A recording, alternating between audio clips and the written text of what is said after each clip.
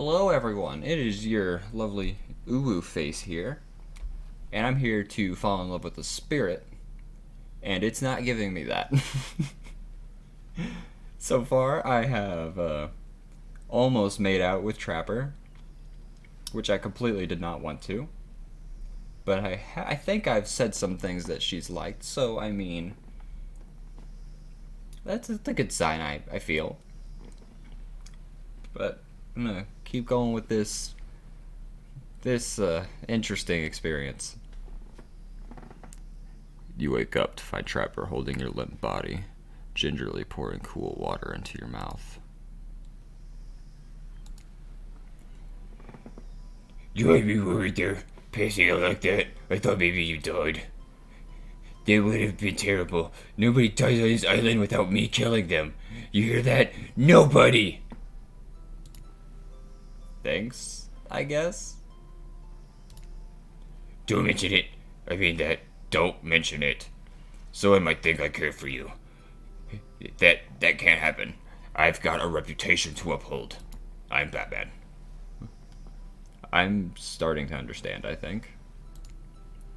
When you went down, you looked like you hit your head on the edge of the table. If it were me, the table wouldn't have been the one to crack open. I'm sure it really hurt you though. So I figured a little ocean air might help you wake up. And I brought you here. I brought you down by the water. That's really thoughtful of you. What? A magnificently muscular, wealthy, artistically gifted Adonis can't also be thoughtful? I Don't answer, because it's obvious. Adonis was a pussy. Oh my god. Killed by a boar. Get out of here with that garbage. I'm starting to like Trapper. This is fucking awesome. I do find myself in an unusual position, though. Despite the overwhelming probability that I'll eventually find myself standing over your lifeless corpse, I don't want you dead just yet. So, I'm here to talk to you like a regular human person. And right now, I'm worried that I might be coming off a bit too forceful. I know my mere presence can be intimidating. But I don't want you to get the wrong impression about me or how I feel about you. So, I'll just put it out there. I might possibly like you. I can't say that about everyone, or really everyone else on this island. There's something different about you. You aren't like the others henceforth. I think it's time I shared something with you that I haven't shared with anyone in a long time. I hope it's not a bear trap. It's a big part of who I am, and I think you're ready for it. You watch as Trapper reaches into his singlet and pulls it out. Some sort of rolled up scroll of paper. He grips it firmly in his hand. It's one of my sketches. I don't know if you know this, but I love to draw. The arts have always been a passion of mine. Huh. Would you like to see it? I would, actually. Yes, I'd love to. I'm so excited you're ready to share this with me.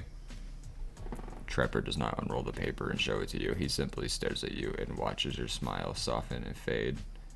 And the longer he stares at you, the closer he seems to get. What an interesting response. Thanks, I hope. Trapper looks at you. A piercing look even through his mask. He smirks, but it's not clear why. Then he turns and leaves. He probably drew some porn. He probably just drew some little like nudie fan art. That's gotta be what it is. Just as things are really heating up, you hear a flurry of footsteps behind you, and you quickly spin around, ready to fend off whatever new danger has popped up on this strange island.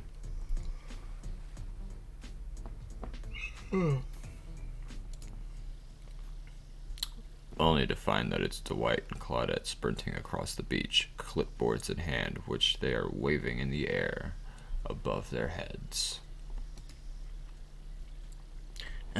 It's very important that we stick to the itinerary. And attend each event as scheduled. Playing sick for cute flirt points was not a part of this evening's activities. That's strictly slotted for an after campfire story time. Slotted in for after. At this rate, we'll be late. Playing sick? No, I was. No time for excuses. Well, there is, but that's scheduled for after what comes after the flirting. Go. Gown. The four goes. Once everyone is gathered at the fire pit, Dwight and Claudette quickly make an announcement. We're not going to blame anyone in particular. But someone, and we're not going to say who, so don't worry. You hasn't been sticking to the schedule. That means we're behind on time for evening activities. And we'll only have time for one person to share their special spooky nighttime story. Oh, just one story? But story time is my favorite activity. This is a narrative-heavy experience.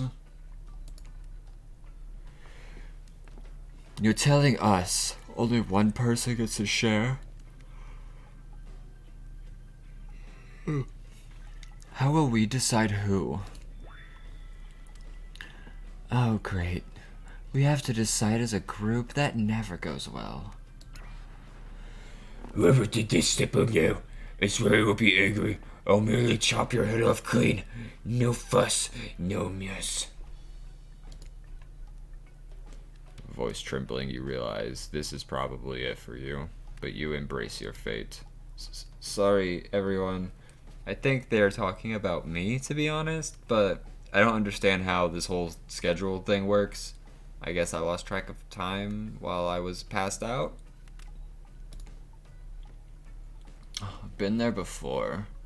Even though it's taking some pressure off of me, which is an absolute dream come true, it is really fair to pick up on the newbie. Is it really fair to pick up on the newbie? Seriously? Has anything here ever happened on schedule even once? Damn it, Donald. If you're trying to flex that authority gimmick one more time, so help me, I'll snap your head clean off, and then I'll drown you in his blood, Cynthia. Thus and Muss are back on. You two know I love to hack, slash, and slice. Well, we all know you love to kill. It's almost all you talk about. Nobody named any names. Who even knows any names? Not us. Haha. I already announced my name. Who's Donald? Who's Dwight? Who even knows anymore? Call me nobody.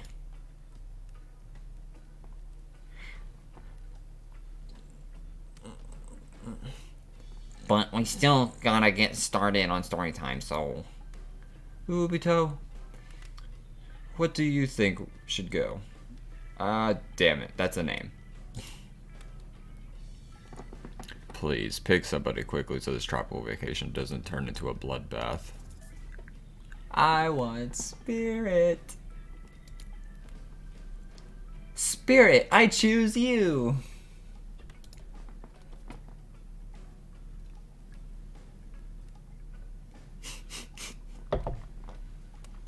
Whoa.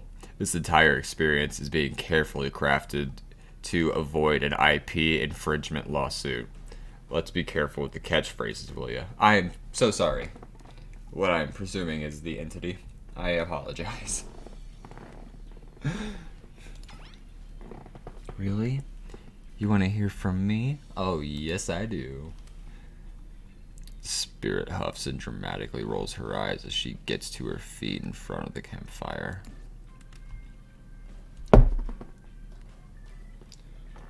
Don't let her talk you out of it. She's great with ghost stories. I don't know where she gets it, but she comes up with the scariest stuff. Like, seriously disturbing. Even to me, and I literally pulled a guy's skull and spine out once with my bare hands. Talk about bullshit stories. If everyone else is going to chit-chat, I guess I can just sit down and... Huntress's eyes glow red behind her mask with both Trapper and Wraith take their seat. They know when it's worth fighting and when it's not. Ahem.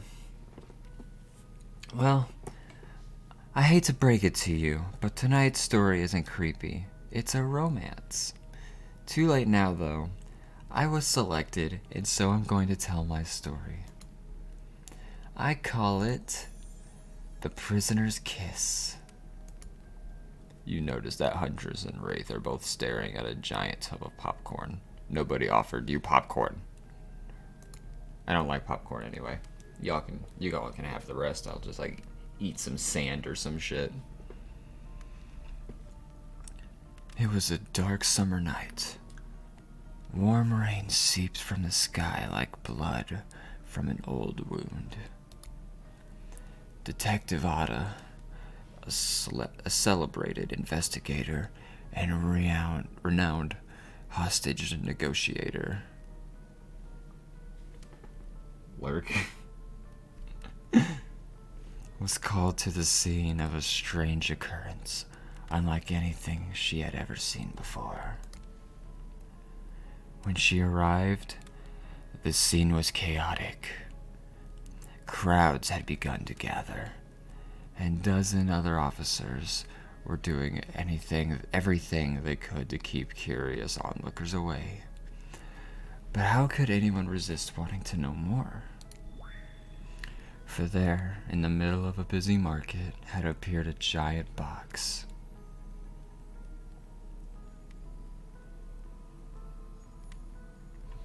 I appreciate it, Insomniac.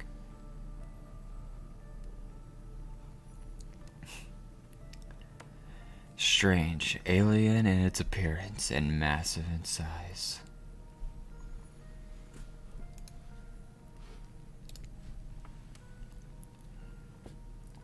No one knew how it got here. Was it delivered, built on site, in such a busy area? How could something like this just appear? A mystery. It was as if conjured by magic. But this was no illusion. This huge box was very real, and someone was trapped inside. Spirit pauses her story to look from face to face of each audience member. She has no expression, but you feel her vibrating with energy. She's in her element. "Help me!" cried someone inside the box. It was a man, terrified, trapped, imprisoned, his voice trembling.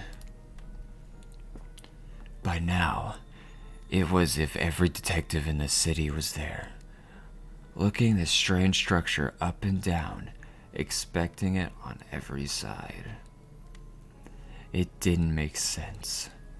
There were no doors, no windows, no fasteners or seams.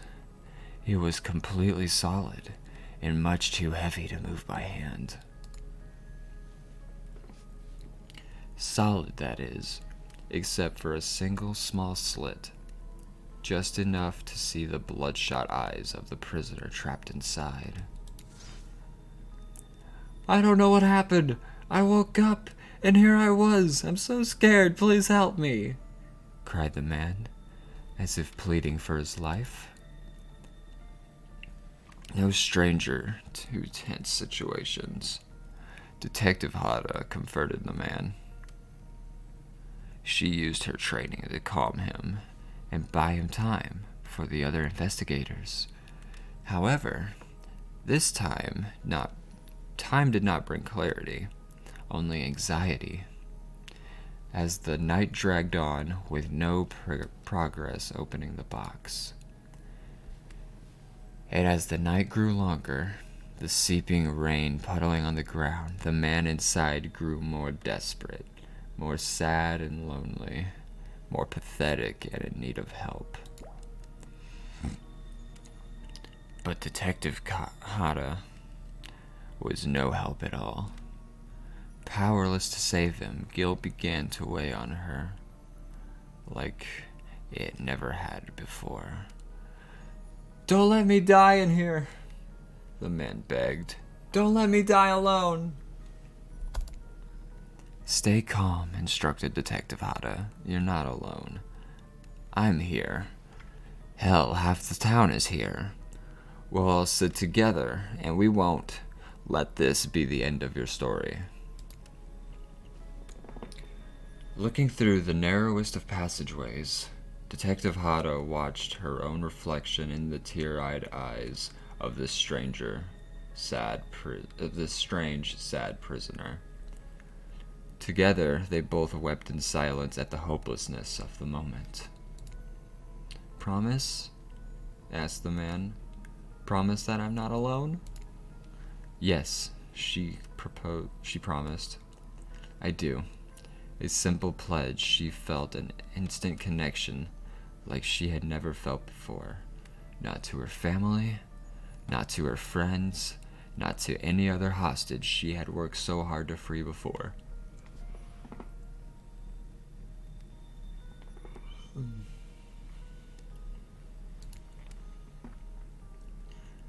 And so, when the man's eyes closed and backed away, it didn't scare Detective Hada. For she knew he would return, and she did, pressing his lips up to the narrow slit in this horrible puzzle box, repeating his question again, steam flowing from his mouth as he asked, "Promise? Promise that I'm not alone?" "Yes," she promised, "I do."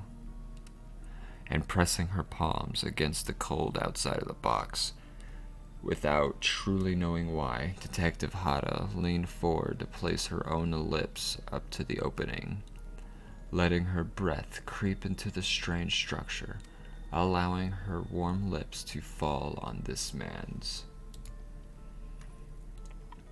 It was a gentle kiss, a moment of compassion. She could feel in this brief contact the beating of her heart, pulsing blood through every inch of her body, matched beat for beat in this soft touch. "Thank you," said the man, no trace of fear remaining in his voice. And he backed away into the darkness, disappearing in a single moment of eerie calmness. "Get back!" yelled an officer, suddenly thrusting himself between Detective Hada and the box, breaking a silence that would soon be filled by a cacophony of whirling gears and clicking latches, a symphony of mechanical activity happening all at once. Something had triggered, as if an unseen lever pulled, and the side of the giant box began to slide open. Detective Hada gripped her flashlight tightly and pushed toward the foggy interior of the giant box. Her feet splashed in the puddled rainwater, her heart racing as she swept her light from side to side. And that's when her eyes landed on the man, or at least landed on what should have been him. There, in the corner of the box, was a pile of pieces, like parts of doll, almost pulled apart, or perhaps that's just how Detective Hada had to think of him in that moment to survive. A collection of segments, limbs, pieces, disconnected from one another, cleanly severed and neatly placed in a neat little pile. And atop that pile, a head, cold, pale, eyes open, lips an icy blue. Spirit stares at the fire, her own expression lifeless, her lips blue. Tears fall from her chin and soaked into the sand at her feet. You're blown away by the story, and it's safe to say you're not alone. Everyone else is looking into the fire or up at the sky, anywhere but its spirit. It was you who chose her, you who initiated this harrowing tale. So sad, so creepy, so sensual. She really went into great detail when it came to describing that kiss. Too much detail, actually. And now, no one is sure to act. Dwight and Claudette are staring daggers at you. You have to do something. This game was supposed to be a lighthearted romp. Please. I said do something. I'm going.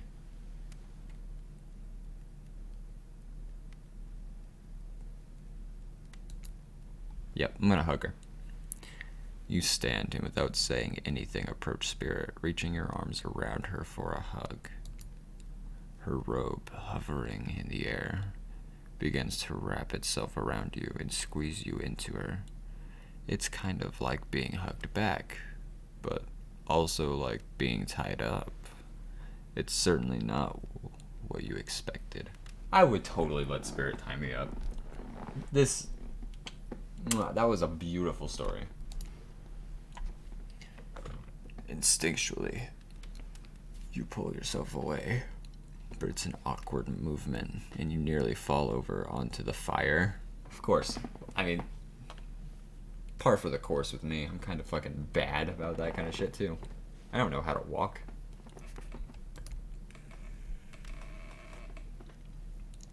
Spirit says nothing. It floats away without so much as a goodbye. You, meanwhile, realize everyone had just watched this truly strange interaction from the corners of their eyes.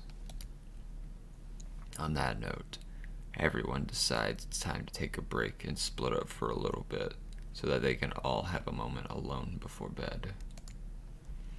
Everyone leaves and you're alone by the fire. The only thing you hear is the ocean slowly lapping against the shore.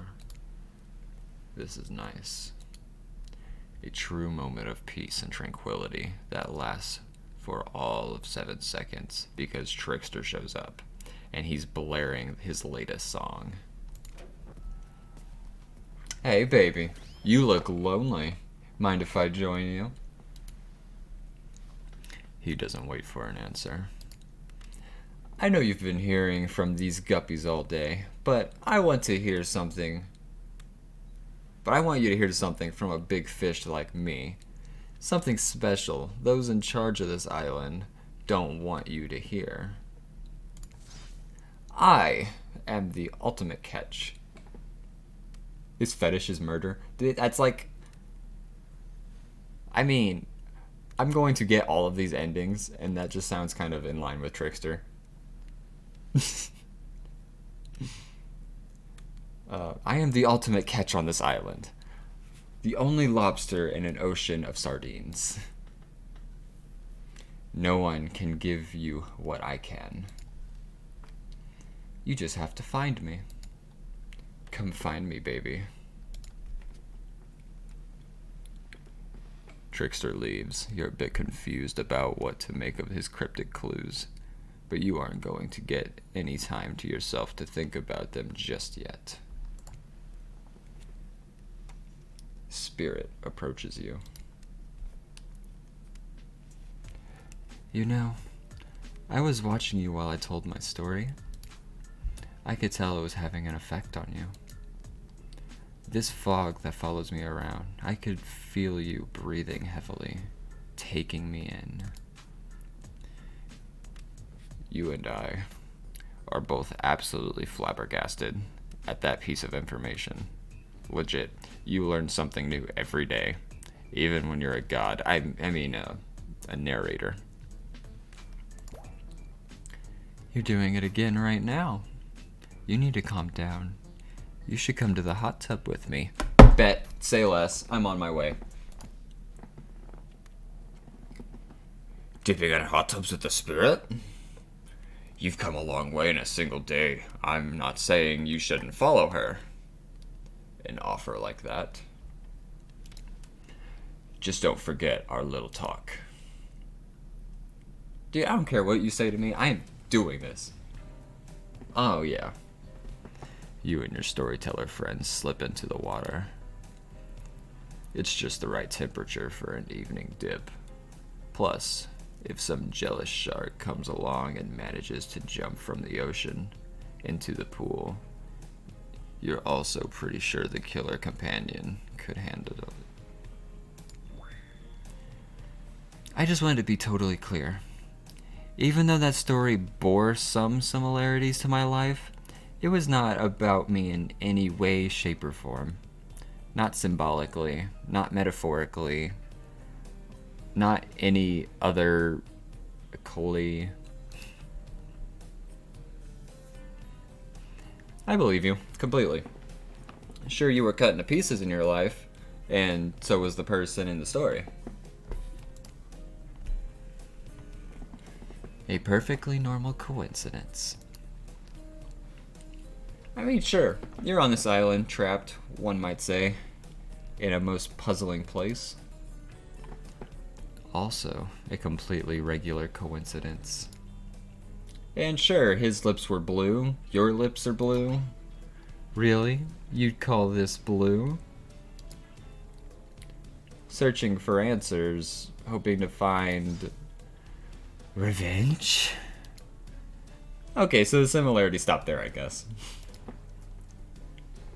Coincidences. Sorry, the coincidences. Get this through your head, whoever you are. Samurai blood run through my veins. Or, well, maybe it has coagulated by now. No need to sweat the details. Regardless, I am a descendant of noble warriors. Thousands of years of training with the bladed weapons preceded my entrance into this world. Do you know how many swords that is? A lot. You've got to figure that with that many sharp edges, a person is bound to get disconnected from a body part here and there. The truth is, I wouldn't typically share this, so don't go blabbing about it. I dreamt that story, like watching a movie in my sleep. When I was just a little girl. Years before my father sunk his blade into my skin. I've never been able to shake it. That's a very adult story for a child to dream. Do you believe me? I can see that. I know we just met, but yes, I do believe you. The way you told that story, it clearly came from someplace deep. Fool! Who taught you to trust a stranger? You're going to get hurt if you don't learn to take better care of yourself. Well, mommy protect me? Now you've got me wondering, who do I believe, if you believe her or not? And if I believe everything, because trust me, I do know everything. Don't I already know the answer to my own question about if I believe your answer to the spirit's question? Whoa. Ocean air got me tripping. That was fucking game.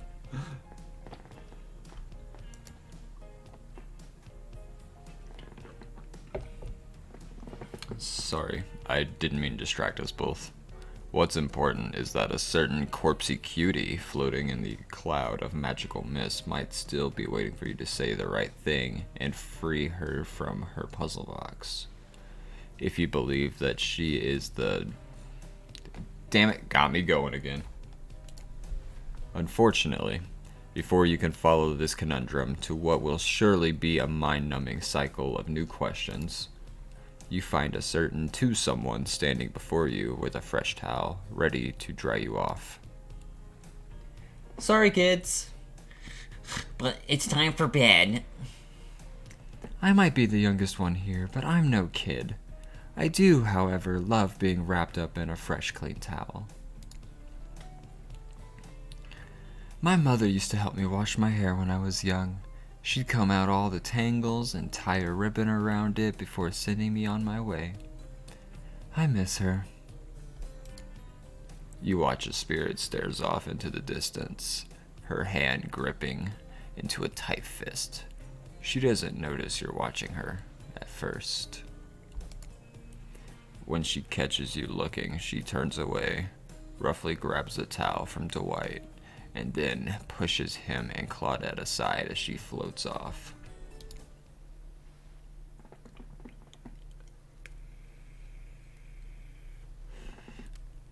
You head over to the campfire. The heat is comforting on this chilly night. Looking into the crackling embers, you think of the Spirit's story about the prisoner in the puzzle box. If you manage to escape this place, you will leave with your will you leave with your life? Or has it already been taken from you, and it's just a matter of time until you make a gruesome discovery?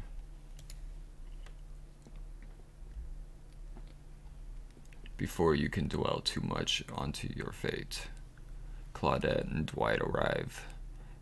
There now, similar creepy smiles stretching from ear to ear. It's a bit menacing to see a smile like that, lit by firelight. We must apologize for the accommodations. We weren't prepared for another guest. We're going to make you comfortable, or die trying. They hand over a pillow and blanket and welcome you to snuggle up by the fire. Perhaps some music will set you at ease. Can I recommend, Dance Gavin Dance? That'd be cool by campfire. Just trying to keep the volume to a minimum. Our other guests aren't the types you'll want to rob of their beauty sleep.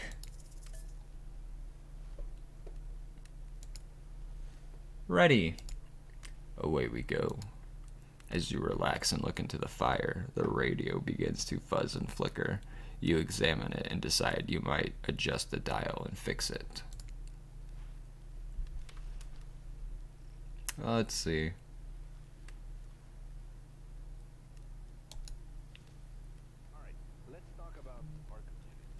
Let's see what's on this station. First of all, the community is you out there.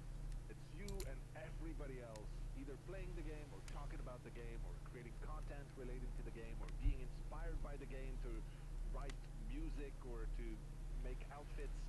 It's everybody that's part of what makes Dead by Daylight this amazingly rich and passionate environment.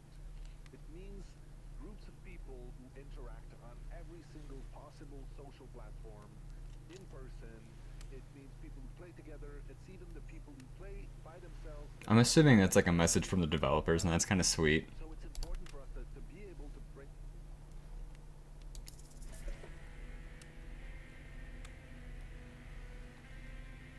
Oh, I can get behind this music.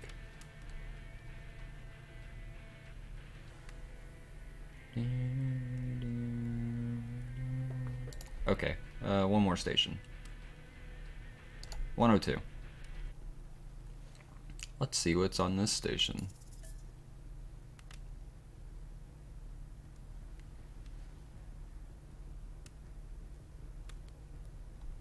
Well, I'm not hearing Dance Gavin Dance, I'm gonna turn it off. No matter how many things you listen to, you still can't sleep. You decide to ask one of the killers to spend a little more time with you until you're sleepier. Who would you like to summon to your side as you lie by the fire? Obviously, Spirit. Spirit, are you around? I was wondering if I can get a little company. Ooh woo. Spirit tells you her secret for falling asleep when she's feeling restless. I like to listen to flute music, dab on some essential oils, and steam my pores. Really? What? Even the dead like to relax. I don't really have any of those things around, though.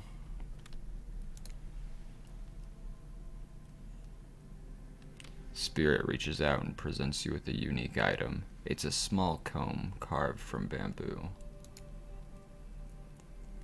I guess you can hold on to this. It was a gift from my mother. I will want it back though.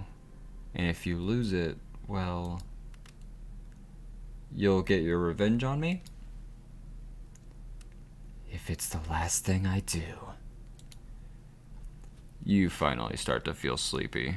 Except, maybe this isn't really a sleepy feeling. Maybe you're paralyzed. You try to keep your eyes open, but you can't. Darkness overtakes you. The dark voice from earlier speaks to you again. It shouldn't still be as spooky, but now you've had a whole day of stranger voices in your head. But this one is still undeniably odd. Or maybe the ocean would be the entity.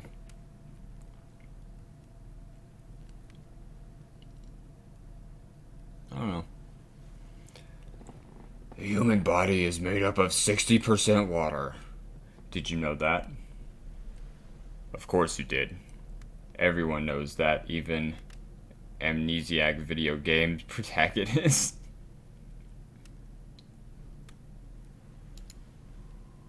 Well, guess what? Drink as much as you'd like. You'll never get to 100%. You hear me? Don't think I don't see what you're up to. What am I up to? I'm just trying to get some of that spirit, that spirusy, if you will.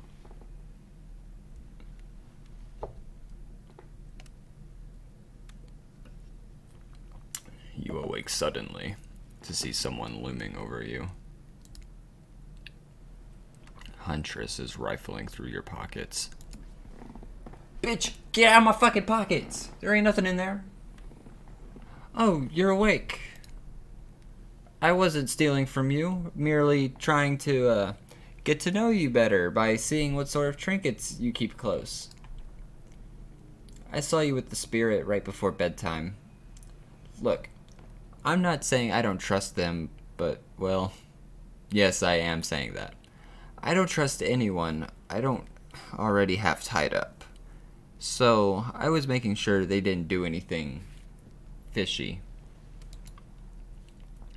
And I was making sure you're not a soldier. Soldiers killed by my father, you know.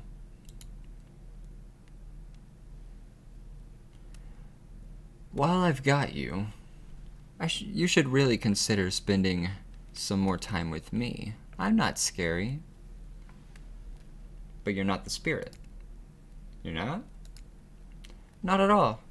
I'm just a lost girl on a big island. I've been watching you since you got here, you know. Not in a creepy way, of course.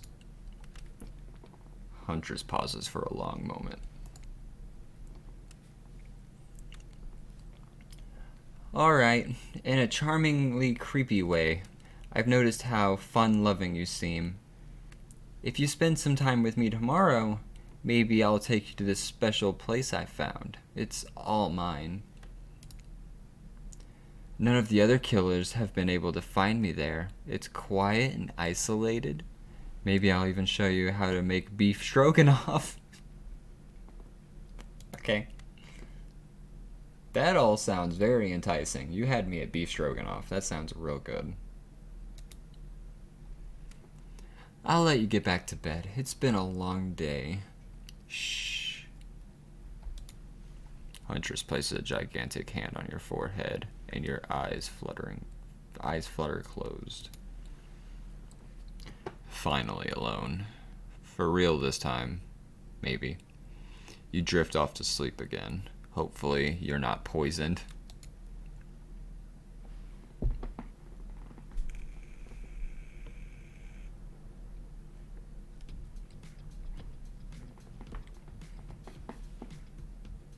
And I'm gonna end that video there. Yeah, do the YouTube thing. Catch y'all on the next one.